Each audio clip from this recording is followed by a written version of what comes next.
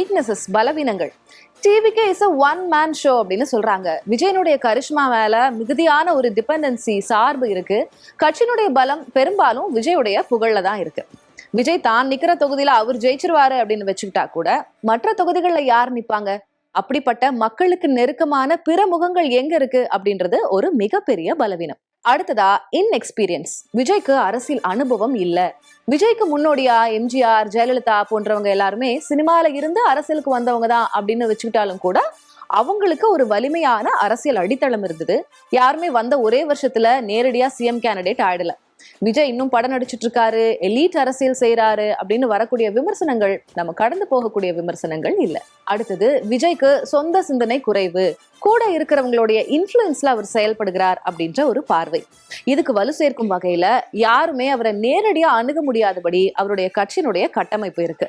இப்ப வரைக்கும் ஒரு ஃபார்மலான செய்தியாளர் சந்திப்பை கூட அவர் நடத்தல அப்படின்றது பெரிய குறைதான். என்னங்க இதெல்லாம் ஒரு மேட்ரா அப்படின்னு வெளியே இருந்து பார்க்க சாதாரணமா தெரிஞ்சாலும் கூட அரசியல் அரங்கத்துல இதெல்லாம் மிகப்பெரிய வீக்னஸ் தான். அடுத்து, கொள்கையில தனித்துவம் இல்ல அல்லது ரொம்ப மேம்போக்கானதா இருக்கு அப்படின்ற ஒரு விமர்சனம்.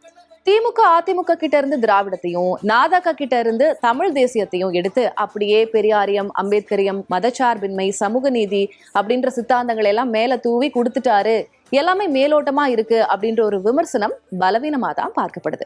கட்சி ஆரம்பிச்சு 1.5 வருஷம் கடந்தும் கூட 60% கட்சி பணிகள் கூட முழுசா முடியல. ஒரு சில மாவட்டங்கள்ல இருக்கிற உட்கட்சி பூசலால இன்னும் மாவட்ட செயலாளர்கள், மாநில அளவுல நிர்வாகிகள் நியமிக்கப்படல அப்படின்ற சவால்கள்லாம் இன்னும் இருக்கு. கள்ளச்சாராய மரணங்கள், பரந்தூர் போராட்டம், லாக்அப் மரணங்கள் அப்படின்னு ஒரு சில நிகழ்வுகளுக்கு விஜய் வெளிப்படையா வந்து நேரடியா குரல் கொடுத்திருந்தாலும் கூட தூய்மை பணியாளர் போராட்டம், சாதி ஆணவ படுகொலைகள் அப்படின்னு நிறைய பிரச்சனைகளை அவர் அரசியல் ரீதியா கேபிட்டலைஸ் பண்ணக்கூடிய வாய்ப்புகள் இருந்தும் அதை அவர் தவற விட்டுட்டார் அப்படின்றது பலவீனம் தான்.